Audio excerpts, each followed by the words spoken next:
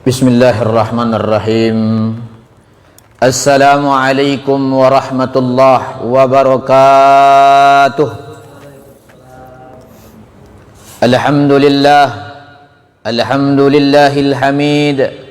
Wassalatu wassalamu ala sayyidina Muhammadinil majid wa ala alihi wa ashabihi wa man tabi'ahum bi ihsan hatta ila yaumil wa'id. Amma ba'd. Ahibail kiram, jamaah qabla zuhur yang dimuliakan oleh Allah Subhanahu wa taala. Ungkapan yang paling indah tak bosan-bosan kita ucapkan dengan ucapan alhamdulillah. Berselawat dengan ucapan Allahumma salli ala sayyidina Muhammadin wa ala ali sayyidina Muhammad.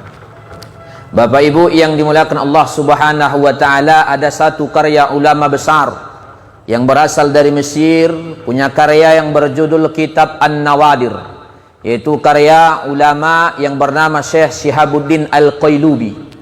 Beliau menyebutkan ada 6 bahaya, ada beberapa bahaya daripada kebodohan. Kata beliau, Bapak Ibu, lil jahli sittu khisalin. Bagi orang bodoh, orang dungu, ada beberapa hal bahayanya Bapak Ibu. Lil jahli, al jahlu artinya bodoh.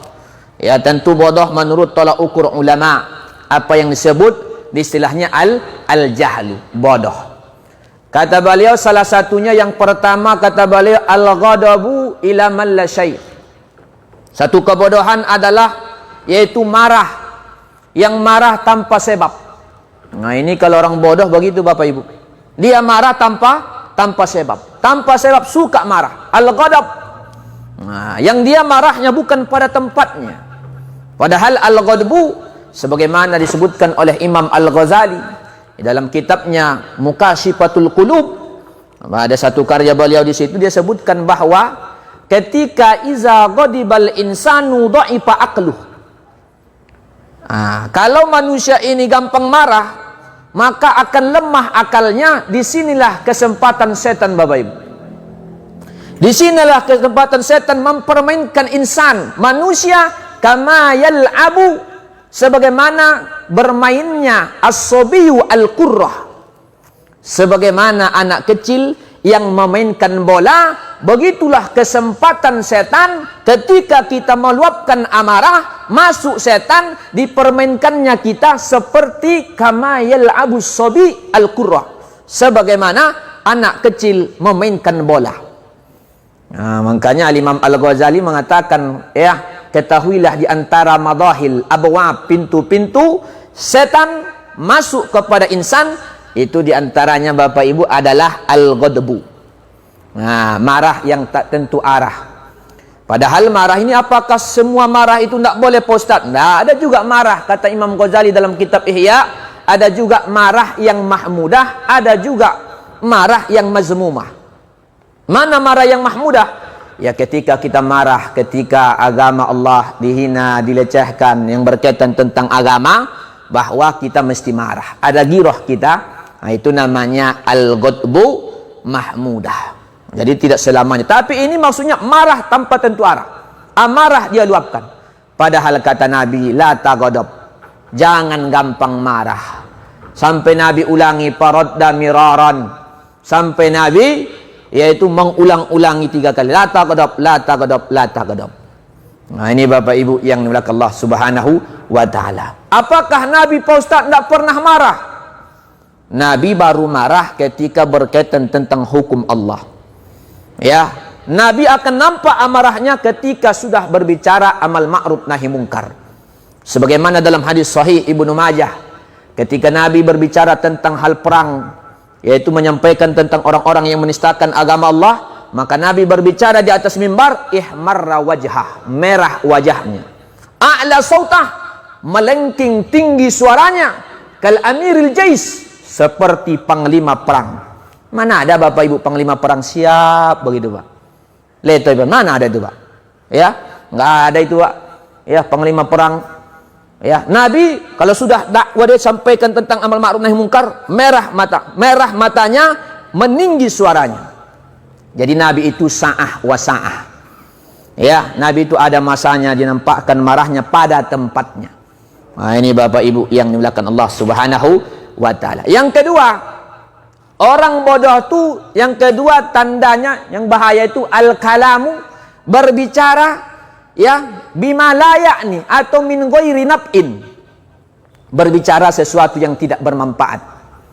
Ini Bapak Ibu. Jadi kalau berbicara sesuatu yang tidak manfaat. Oh, bagaimana Bapak Ibu ulama-ulama dulu?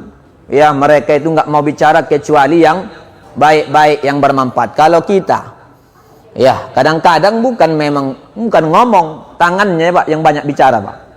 Ya Pak ya, ini Bapak Ibu. Tangannya yang banyak bicara. Apalagi kita sekarang Bapak Ibu. Ya, makanya ada syekh lebih akrab lagi kita kepada handphone kita sekarang. Inilah bedanya kita dengan orang-orang salaf dulu Pak. Makanya ada syekh Jeddah, seorang syekh di Jeddah ditanya, ya syekh, dulu kalian waktu zaman-zaman salaf tuh gimana sih dekatnya anak-anak generasi Rabbaniyun itu kepada Al-Quran? Kata syekh yang di Jeddah Pak, sebagaimana dekatnya orang sekarang dengan HP, ya. Nah saya tambah, sebagaimana orang sekarang dekatnya dengan HP. Sekarang saya tambah, sebagaimana Pak kita dekatnya dengan rokok Pak. Wah, itu. Ya dengan rokok begitulah mereka dekatnya dengan Al-Quran. Jadi mereka berbicara yang sesuatu yang tidak bermanfaat.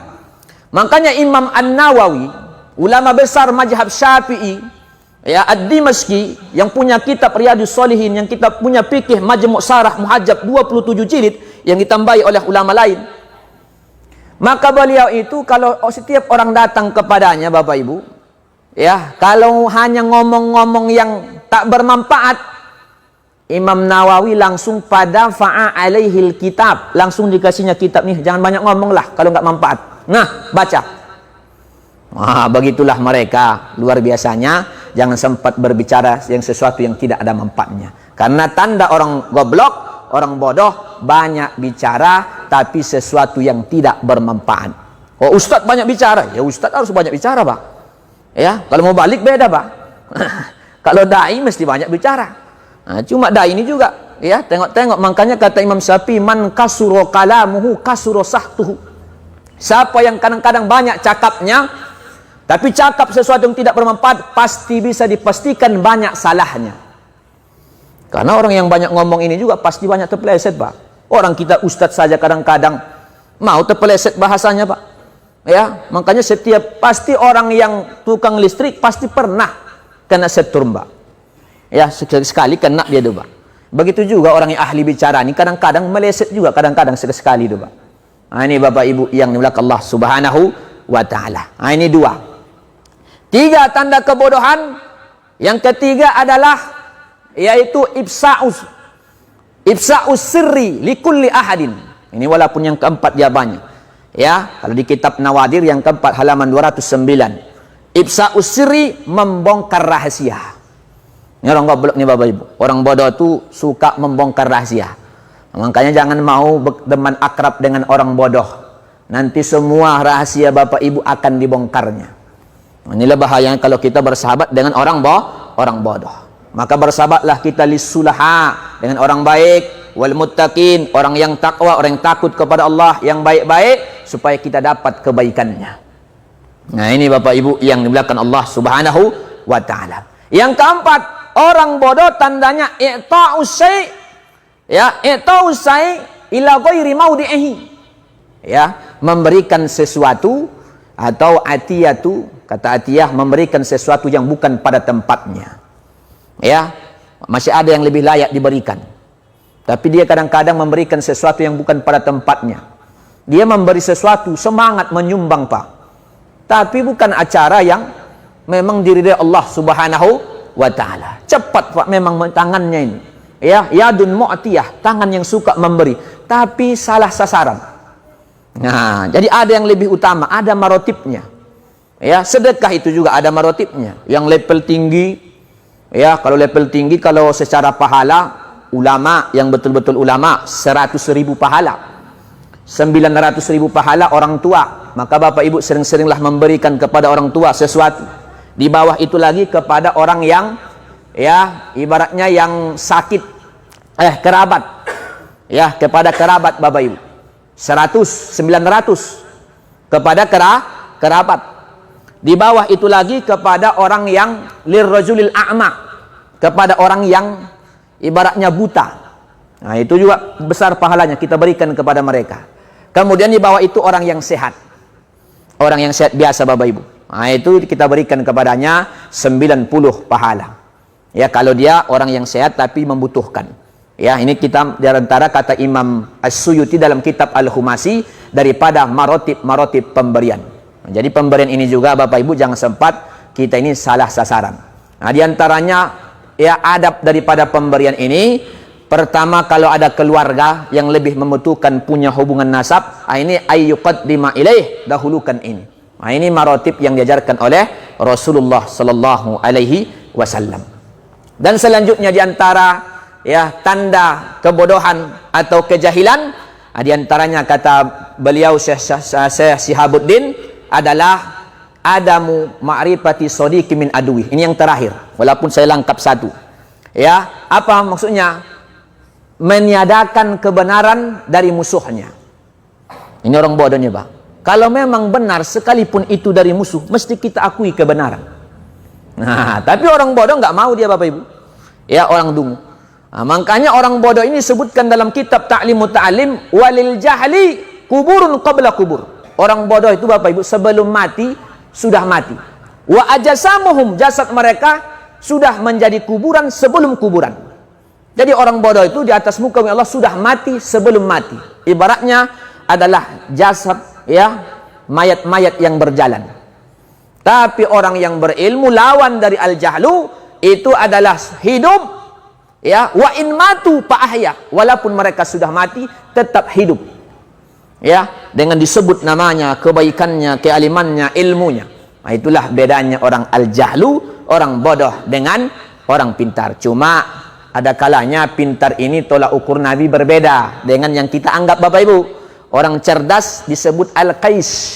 Orang yang cerdas itu sebenarnya bukan orang yang hanya pintar saja Bapak Ibu. S1, S2, S3, ya bahkan profesor, tidak. Kalau kita tengok hadis Sunan Tirmizi daripada Hasan bin Sabit, yaitu orang yang al-qais, mandana nafsahu, dan dia kemudian lima zukira ba'dal maut. Orang yang senantiasa bisa menahan, mengekang hawa nafsunya, akalnya bisa mengekang hawa nafsunya dan mempersiapkan diri untuk kematian. Itulah orang yang cerdas menurut hadis Rasulullah sallallahu alaihi wasallam. Ini hadis diriwayatkan oleh Hasan bin Sabit, salah satu sahabat yang dulu ingin membuat syair untuk mencaci maki Nabi Muhammad. Tapi ketika dia lihat wajah Nabi Muhammad berubah, berbalik. Ini ndak iya ini. Ya, setanjak dia rubah syairnya justru memuji Nabi Muhammad sallallahu alaihi wasallam. Itulah periwayat hadisnya, bernama Hasan bin Sabit. Dia kembalikan duit orang kafir Quraisy yang menawarkannya agar menyusun syair untuk menjelekkan Nabi Muhammad. Tapi setelah dia tatap wajahnya, ka'annahu kama ra'aitahu asy-syamsa taliyan, laksana matahari yang terbit. Dia buat syairnya berbalik. Ya, ma'ahsana minka, ya rupanya wajahmu paling indah, paling bagus.